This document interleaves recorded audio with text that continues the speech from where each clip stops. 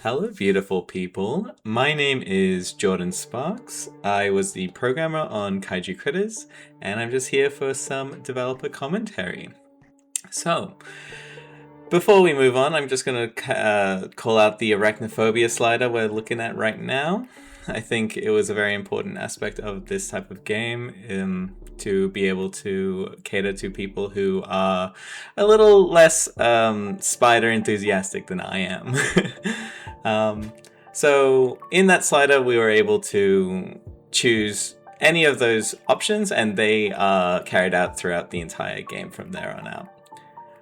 Just at the start here, we're in a terrarium. It looks really big for how small we are, but we can look outside and we can see that we're in a lab, and we're just going to be exploring around. So we've already seen the spider moving around, and this is kind of the most important aspect for me of the project. This was a completely custom movement system, all the logic where the feet are going and how they are placed on the walls and the rocks and the grass was all custom built, bespoke for this game, and was one of the original sort of pitch ideas of what we wanted out of this experience once we started working on it. The other is the story. This is Spinster. So Spinster is a golden orb weaver. She is from southeast Queensland, and she and a couple of her friends got caught up in this lab environment.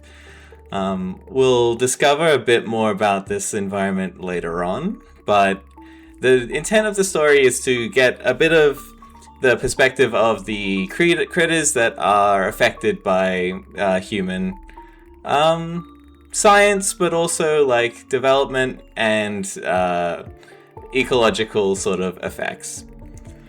The actual gameplay, though, is a lot more gamey, and we are reflecting the 3D environment exploration sort of genre here. We can see that there's some environmental storytelling, and the set designed by Darcy is incredibly well put together, I think. I think it draws a lot of eye-catching moments, and the flow of the level is explored here, that we can actually crawl on all the walls, just like we were in the terrarium. So we're going to be looking around a bit, and at this point I just want to call out some intents that we wanted to explore with this project and the context this project was made in. So this was all started during the 2025 Screen Queensland Games Residency Program, where me, Darcy, Abs, and Maggie were found each other and got inspired to propose this idea to Screen Australia. There was a couple of question marks at the start, and part of the Emerging Game Makers Fund, which we received, and this has been the enabling factor of the development of the project, was to explore the prototype aspect of the ideas that we had floating around. So we can see that we're in combat already. That green line that turns to red is our movement distance, and these mini games that come up when you fight your Toadbots are input from your controller or your WASD keys, and you have to match the arrow keys as the arrows as they rotate. Once you beat them, though, you are now free back into your free roam. There's no restriction on your movement again. You can go anywhere, and we have access to a couple other areas that we didn't when we first went down there, because we found a keycard. On the fridge here, we have some concept art that we were originally made for the game, and just a bit of a teaser for what's to come. We also found that big door down the bottom, so we're just going to go back down and see what might be behind it. The story of this game starts in a terrarium, but it'll eventually get big. As we can see, we're already big, but also the size increases won't stop there. We're going to be very big, and potentially even bigger than these Toadbots are. Spinster's got the right idea here. She's gonna be sabotaging some of the bigger robots because she knows that she wouldn't be able to fight them if they were activated. So we've got just a bit of a exploration of the world here and a bit of a forethought into what might help in the future.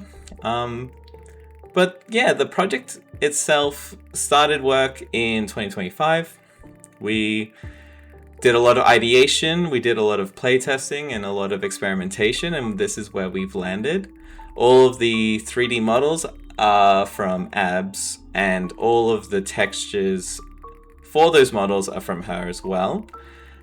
Maggie helped with all the UI art and the logo and the main menu HUD.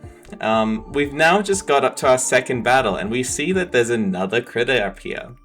This is Brute. We'll get a good look at her in just a second. She is I believe, a rhinoceros beetle. And on her back we have a green tree frog, and that green tree frog is Frogbert. And these are our first 3 Kaiju Critters. There's the title drop. We can see that Brute's minigame is different from Spinster's. She has to smash through these walls by timing her button presses, and even a single button press incorrect, you will actually fail the minigame. So one of the proposed ideas from the start was skill-based minigames and affecting damage based on how well you do in them. In the prototype, though, we've only been able to do a basic implementation. I'm still really happy with where we've landed. But these sort of third spaces that come up when we play our minigame, those were a good aesthetic choice, I think, that we went for. That helps sort of like give unique feel to how the combat flows, and also gives you consistency with your input and what is required of you. I'll just watch the battle play out for the rest of it. And just want to talk a bit more about the team. We're all part of this 2025 Screen Queensland Games Residency program, but we have since moved on, since the program has ended for us, and we are now all working in our own little independent sort of ways. The Kaiju Critters team are still working together in other projects. We have moved on from this for now. I believe that I want some more dedicated time and development cycles to really take what we've learned, refine it down to the core concepts that turned out really well, and to move on forward with a new base, a new foundation that, now that we know what we're doing, might reflect the final product a bit better. So we've just finished combat here, and we can see that one of our known bugs is that Spinster's body gets misaligned with her legs. We can see it just here a bit, and it's a little quirky. It's a little... the refinement process didn't make it to that stage, I don't think, but like... The point of the prototype was to explore what potential we had and how we can interface with video games differently and 3D environments differently and tell stories through it. As we can see here, we've got some background on what happened with Brute and Frogbert. We've got some signs, productivity signs from the nefarious Dunnie Bludger around, and see if you can... I mean... We've explored all of them there, and that's the end of the main gameplay demo.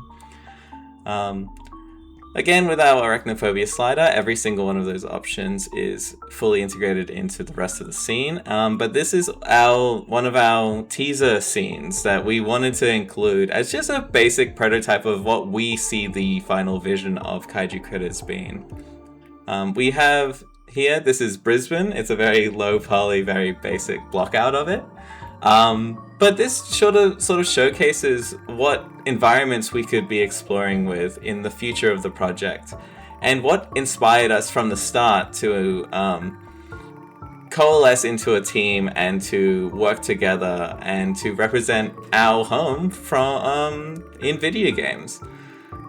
We can see the movement system can be a little reachy in some aspects, but I think it is very open-ended in how it is able to figure out what and where to place its feet and what it can climb on. So I'm really happy with how it's all gone in the end. And here's just another teaser scene about a different scale to sort of showcase, oh, it's up to us how we can figure out what exactly we want out of the presentation of this game. So we're just coming up to the end here. I want to thank you for watching. I want to thank everyone who has played it for playing. And I want to thank Screen Australia for the Emerging Game Makers funding that we've received for the project.